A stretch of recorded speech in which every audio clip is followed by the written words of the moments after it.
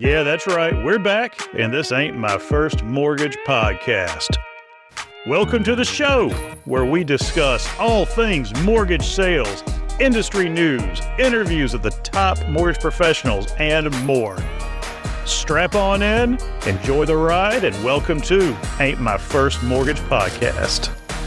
Rebecca, welcome to Ain't My First Mortgage Podcast. How are we doing today? I am fantastic. Thanks for having me, Skip.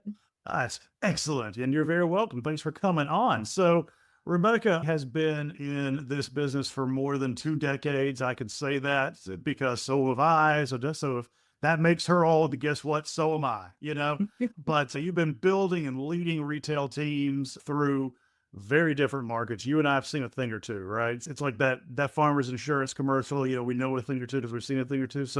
And you recently joined a United Community Bank as the Director of Mortgage Originations. And so, I really am interested to hear some of your takes on what's going on now and that kind of thing. But before we do that, fill in the gaps. What did I leave out? Well, other than I started in the industry when I was 7, so Yes. So besides that, no, really, just I have a passion for mortgage. I, kind of refer to it as the Hotel California. You can enter, but you can never leave. That's And for yeah, and you can really kind of think through anything that we get the opportunity to do in our lifetime. And there are very few things that we can do that impact as many people and as many communities as we get to do a mortgage. And I just love it. Yeah. I have 2 adult sons. I am married to a former police officer and have been, well, I can't forget the best part of my family, my sweet little pup, Rock. Come on now. I have a little shelter dog, about 40 pounds, who is awesome. And, I just love what we do. I love what we get to do. And I really love being able to do it where I live. To me, the Southeast is home, will always be home. And it's just a really awesome thing to be able to see the impact that we get to make. Yeah, I mean, and being part of a community bank, it really focuses and hones in on that, the concept of working and to the benefit of where you live, and you get to see the results of it. I mean, that's a real thing, Is that one of the big things that you like about working for a community bank now? It absolutely is. It's one of the, gosh, I spent a lot of my career at a big, and there was a lot to learn. And I'm really appreciative of that experience. Yeah. And, some of the things that I learned, you just can't duplicate. And so really love being able to bring that knowledge into an organization that you really are touching the community everywhere I go. It's United Community Bank. And I will say, it's a small bank. It's a large community bank, but man, we punch over our weight class when you look at the talent that is at United Community and mortgage and commercial. And I just feel really fortunate to be somewhere that tick marks aren't what we're monitoring, right? We're not like, go, mark these things done so managers can know that you've done something. We're really more about, how are we showing up for the client in the community? And we measure our impact by what we're doing and changing in the community. And to me, that's fulfilling my personal mission at the same time, doing the same for the bank. And that's a big deal. It is a big deal. It's a big deal for all involved. I love hearing that. That I'm a community bank guy. I love, smaller lenders for that very reason. For that very reason is that you're able to see the fruits of your labor. And, in an industry like we are in, where we deal with an abstract, usually intangible product, mortgage, not the home, of course. I think that's really important. It's really important to be able to see what you're able to do and who you're able to help. Drive by what you help to make possible, right? That's right. I was touring our Florida teams last week and had a tour by our loan officer in Miami, who is fabulous, and drove me by homes that we've either done the construction financing or, hey, I not only did this guy's house, but I did his kid's house. It's 2 blocks over. And, that's really impactful. And he was so proud to show me. He had a list of addresses that he wanted to show me that, we got to be a part of building that family security. And Mhm. that to me is what that's why it's about. It's funny you said. I think that is probably one of the things that is lacking in a lot of what we do as an industry right now is that realization and pride in what we do. Like we all talk about, and myself included, when I train, hey, remember not only your why, remember the borrower's why, that kind of thing. But to actually be able to go by and see it, I mean, that's something that I've experienced myself. And it really does give you a sense of like, hey, you know what? I helped make that possible. That's You right. know? I made an impact. Yeah, yeah, for sure, for sure. So, all right. Now, I kind of alluded to this at the very beginning when I started to introduce you, say, hey, we've been around, we've seen a few different things. And obviously, right now, we're in a bit of a different market. It's been this way for a number of years now. And so, while I say it's different, it's just the way it is. I'm curious to get your take on this. Okay. Would you say that the market has created weaker loan officers in general, or has it simply exposed weaknesses that were already there? That is such a great question. Skip, my opinion, I think we overdid loan officers during, 2020, 21, 22, Sure. and people thought they were really good Yeah. because they were able to do some really big numbers. Hmm. Really big numbers could have been done like walking to your mailbox in those days. Yeah. And so as we've started to normalize the market, and yeah, is it a tough market? It is. But I would argue that the market is kind of normalizing, right? We're Hmm. we're really kind of trying to find that bar. Yeah. And as the market is normalizing, we're starting to see the people that may have thought they were really great recognizing were they doing the behaviors that were going to keep them great. Yeah. And so I do think it's exposing some weaknesses. I think we're seeing some people that thought this was going to be, a quick, easy dollar. Hmm. This industry was never created to be a quick, easy dollar. No. So And in anyone that fact, the kind of two felt times in that recent way, history, yeah, that's been that way. It's been a that's right. problem. It's been a problem. And the rest of the world has been suffering. So as we normalize, I think we're seeing the loan officers that are professional really stand out. Yeah. The ones that are doing the basic blocking and tackling every day that never stopped doing that and Oh. never stopped practicing their profession and looking to get better. Those are the loan officers that are really starting to stand out now. And I think some Mhm. others potentially are going to self-select. And that's not a bad thing. No, it's We've not. already seen a lot get out of the industry, Oh, yeah. but I don't think that's over because I No, do I would think agree with that. I would agree with yeah, that. I think that, and we're starting to see some people kind of fall through the colander a little bit, that's right. That's right. they keep getting shaken by all this, and they can't kind of keep falling through the holes, and That's that's right. okay. Adaptability is so important in what we do. And I even saw, I agree. And look, yeah, I know code was 5 years ago, 5, 6 years ago, whatever. But I saw a lot of really strong, quote unquote, traditional LOs that fell out That's of right. good habits during that time for that very reason, because they didn't have to, or just because they were too busy to focus on the fundamentals. And so that's why I think a lot of times we've seen this 2 to 3 year, honestly, or sometimes longer rebound time, because the folks that know that they're going to be they're going to be okay. They have got to, or they've been taking the time to intentionally reestablish that foundation. Right. I think that part of that's still going on today. And hell, that's why I've got a job now, That's right. is trying to get folks who are still serious about doing things in this industry back on the right track, doing the right things, or fine tuning or sharpening their saw to make sure they can take it to the next level. It's a real thing. It's a real It is.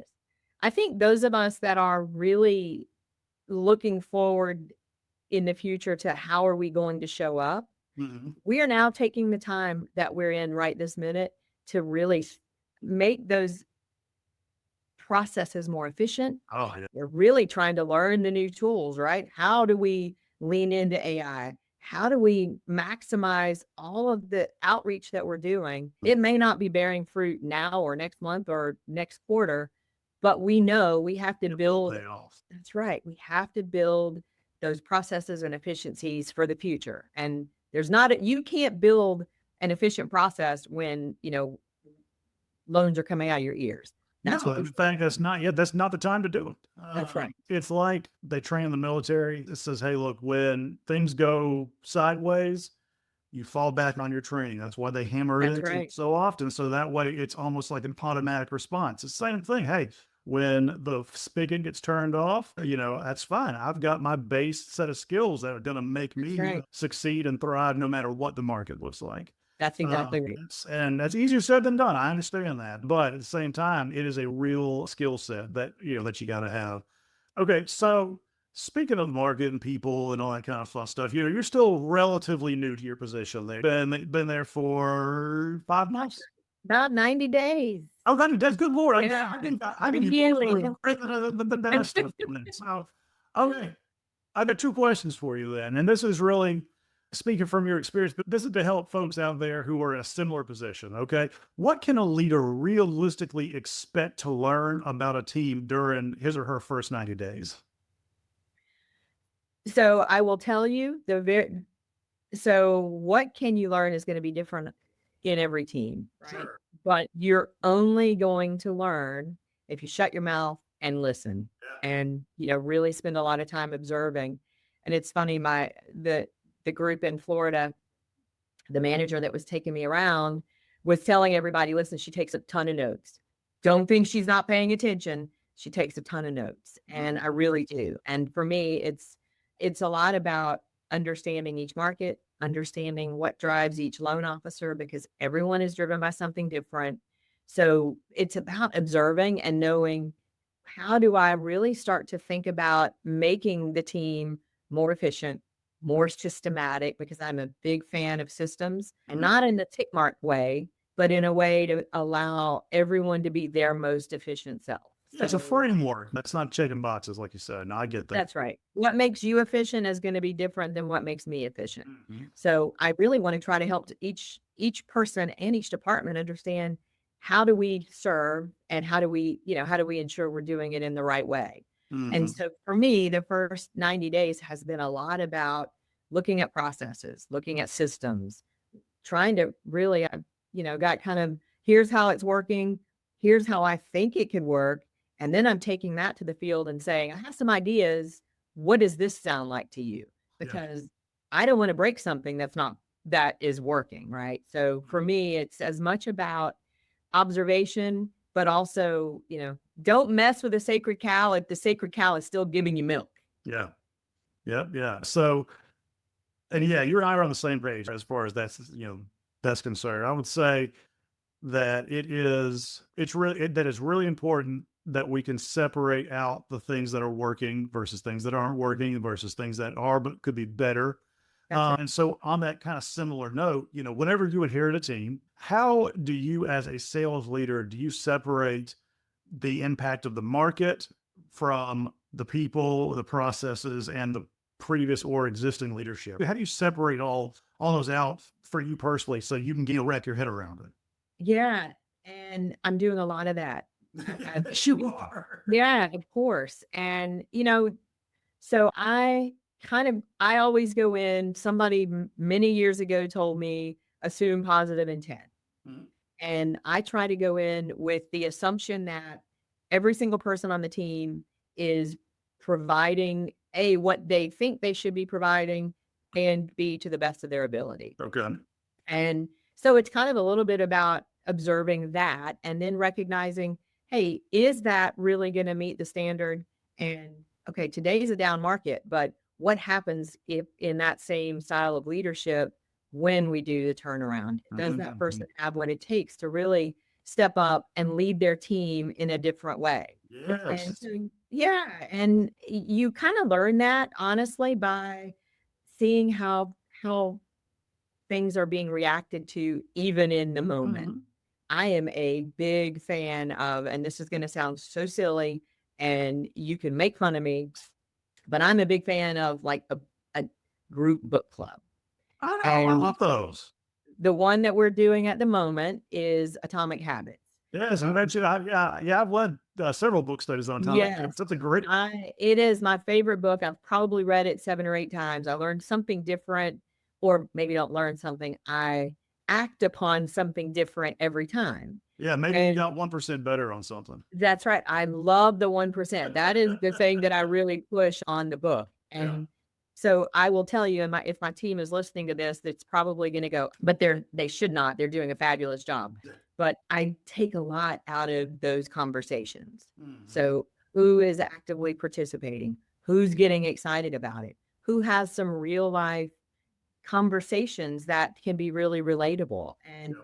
how they react to the conversations around the book gives me a lot of ability, especially that particular book gives me a lot of ability to understand their resilience, their ability to kind of take things as they come and shift as needed. And so a lot of it really, I mean, it's a little bit of a guessing game, Mhm. but there's some educated guess behind it, right? You can For really sure. take yeah, you can take some of the way people react, some of the way, "Hey, are you lifting your team up or are you tearing them down?"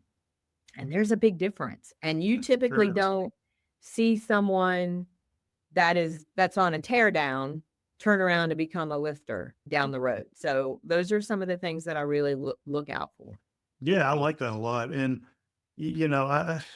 first of all, I'm a fan of book clubs. All right. I think that as long as you have willing participants, you get a lot out of it. I really do. But so something popped in my mind that I want to ask you about because somebody asked me this question. I'm pretty sure I can guess your answer to this, but somebody asked me, said, can you as a sales leader, can you really care about somebody and still come to the conclusion that the role that they're in is not the right fit for them?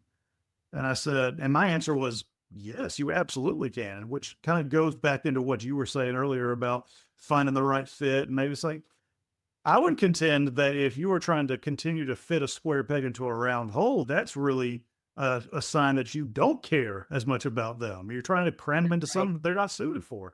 So, No, I agree. so I was curious to get your 2 cents on that because I got asked that question, fairly recently. So that's why I wanted to pose it to you. There's a couple of things in that question. So one, if I truly care about you, and I sometimes care too much about my team. I've been told that over time. I don't know if that's possible, but when you truly care about someone, you want them to be in a role that they're going to be able to excel at. Mhm. If if someone isn't being their best, they feel that. Yeah. They go home, they feel it. It's a weight, and I don't see that as being a bad thing. If you could really show someone that they are better suited and are going to have a better quality of life Yeah. well, I don't see that as being a negative in any way, shape, or form. Me either. Sometimes you might have to soft pedal it and, really get the person there. But Yeah. I mean, yeah, buy-in and that kind of thing. People do have egos and that kind of stuff. that's right. That's So, no, right. I mean, that's a real concern. But the idea, of itself, I think we're in agreement on. So, We're in agreement. And I'll yeah. tell you, one of the things that I work on every day is the emotional intelligence factor that is really a difference maker in our role. Hmm. And I think that's one of the things that I love about the community bank is that you really actually do get to lean into that. And it does actually make a massive difference. I think it makes a difference everywhere. I think it made a difference in the big, but at the same time, it's really something that allows you to lean in to ensure that your team is getting exactly what they need. You can kind of shift that a little where in other organizations, you might not be able to kind of go off script. Yeah. So to me, part of the intelligence of leadership is really recognizing where is someone's highest and best use That's for the right. Yeah. organization. I see you For throwing them. out the appraisal terms on me. That's right. That's right. I love it. I love it. So, okay. Now, you were recently on a mortgage manager playbook, right? Yes. Okay. I thought so. So, and, talking about building high performance sales teams, all that kind of fun stuff. I'm curious to get your 2 cents on this. So, what would you say is one quality that you consistently find in top producers? Top producing loan officers, Yes. not management. You know Correct. what it is? It is the drive to get better. Okay. So they're not, it doesn't matter how well they're doing, how great their most recent month was or their most recent year, they're always driving to get a little bit better. It's the 1% effect. I And love that. it's true. Well, it is. One of my friends, he's a sales trainer. His name's Jeb Blunt, and he's not in mortgage. He's just a general sales, but he's, speaker, author, all that kind of thing. And he posed this when I interviewed him a couple of years ago. And I said, Jeb, when you talk about coaching and training and becoming better, said, people asked all the time, I was like, well, or say all the time, hey, I'm not just starting out. I know what I'm doing. It's like, no, so that's assuming that it's the same prescription for each diagnosis. You're talking about establishing a foundation as opposed to fine tuning. And someone who's looking to do that 1% better, even someone who's closing $100 million a year recognizes the fact that they can either do more by actually increasing the volume or do what they're doing more efficiently, either one. And so that's one of the things that people, I think, misunderstand about what we just got done talking about. It's like, it's not just for the folks who are struggling or the folks who are new or folks who really want to level up majorly. It's also for that fine tuning, that polishing a little bit. That's right. Because you can always improve. And I think that's really important to people say it all the time, but they don't always behave that way. Right. And so I think that's one of the reasons, again, well, I've got a job, but also it's also one of the things that I love about it, because if I work with, and I've got a particular person in mind for this, I won't name names, but when I work with her about, taking it to the next level, it's not always about doing more. She's making great money. She's closing a ton of loans. It's maybe about doing it more efficiently. It's different for every person, and seeing that is really cool. So, all right. We are coming to the end of our time because, like I said, this was faster paced. We kind of cover a lot of stuff in a short amount of time. All right.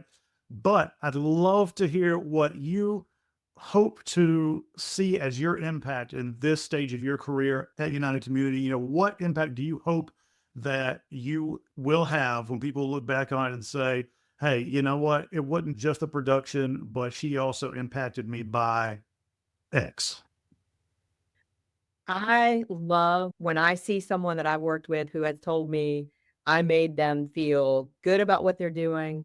I impacted something to the positive in their life. I'm a big believer in, and I know that it's not real, but work-life balance. And my idea, that's right. My idea of work-life balance is a little different. And it's to really shift that thought process into, we actually work to live, we don't live to work.